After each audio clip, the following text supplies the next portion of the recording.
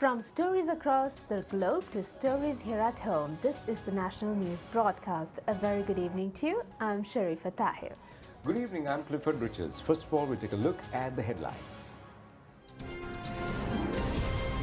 South will sell a kilogram of brown sugar for 115 rupees. The powers of the committee to look into political victimizations enhanced. A decision has been taken to give the first dose of the AstraZeneca vaccine continuously. An order issued to re-export coconut oil unsuitable for consumption. The public health inspectors say that media reports on cancer-causing stock of dal are false. A 5-member committee appointed to manage Sri Lanka cricket. 54 die in Taiwan train accident. We move on to those and other stories in detail now. South is scheduled to provide customers with 1 kilogram of brown sugar for 115 rupees from next week. During a media briefing today, Minister Bandula Gunawardena said it is less than the prevailing market price.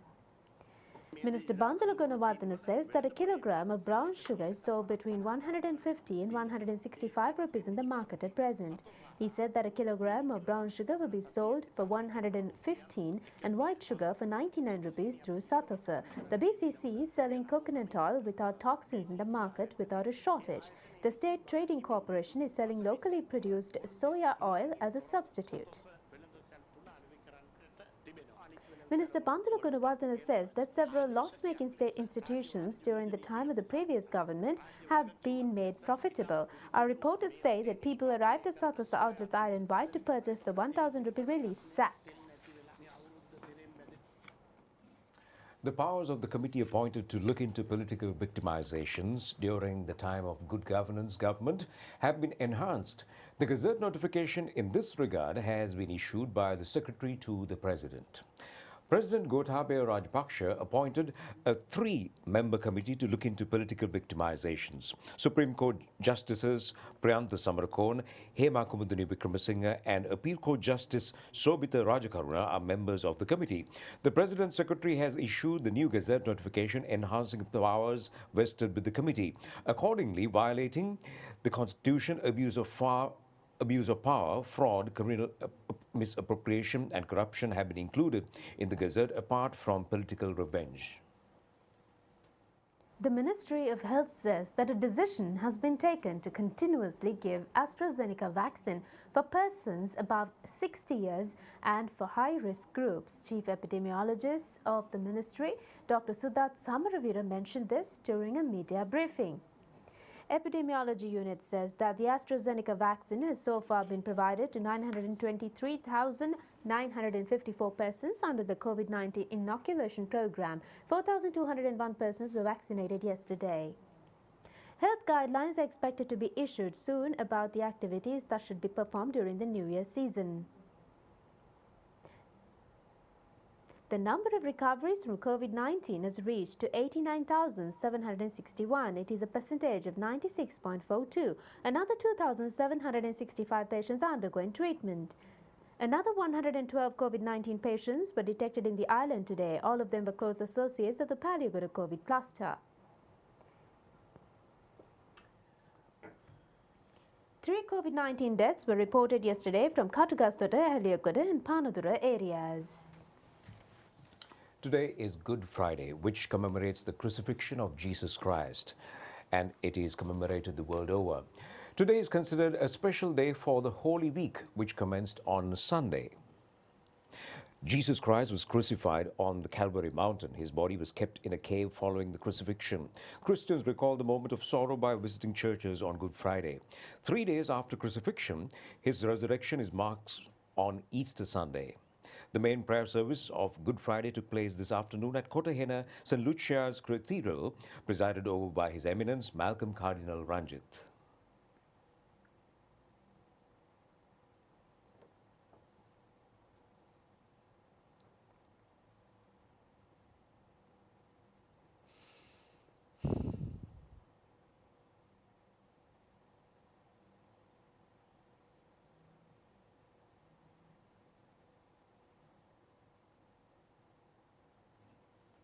Prime Minister Mahinda Rajapaksa says that Sri Lankan Christians, along with Christians worldwide, celebrate the resurrection of Jesus Christ defeating death. Issuing a message, the Prime Minister has pointed out that Easter is a celebration of liberation.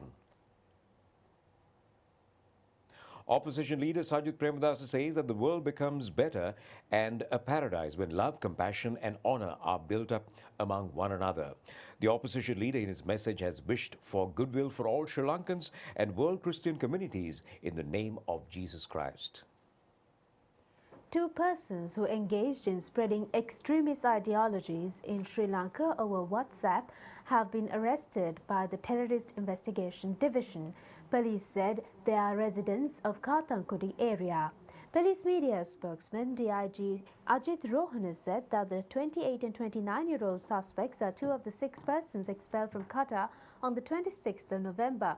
The other 4 were arrested earlier. It has been found that the WhatsApp they operated has sent information and video footage to publicize Wahhabism and extremism from Qatar. Visuals of various places following the Easter Sunday attack have also been sent through their WhatsApp.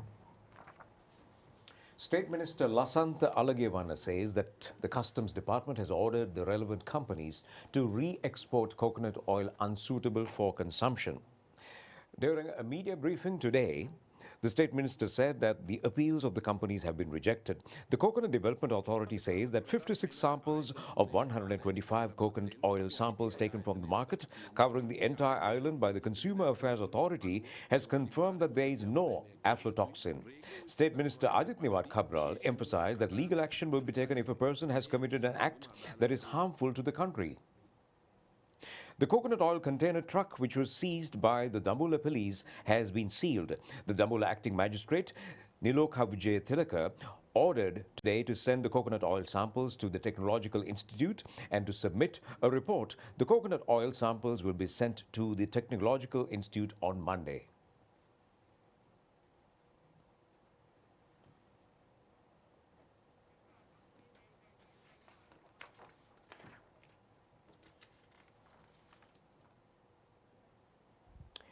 And moving on, State Minister for Finance Ajit Niwad Kabral says that it will be possible to strengthen the rupee compared to the dollar soon. He said that a methodology in this regard has been prepared during a media briefing in Colombo today.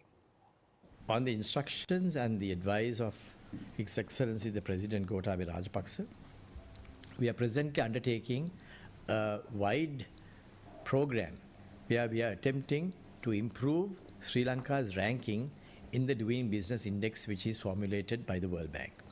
In 2010, Sri Lanka was at the 105th level, but in a very short period of time, actually within a period of about 4 to 5 years, we were able to bring up the rank to the 85th position as a result of the reforms and the steps that were taken by that government.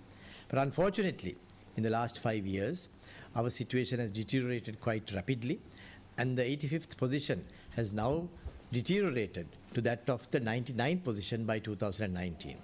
But we are not going to be deterred by that situation. We are working towards improving our ranking, and it's our goal and our target to improve the Doing Business Index ranking of Sri Lanka to the 25th rank by the year 2025. That's a hard task. It's not an easy challenge, but it's a tough challenge.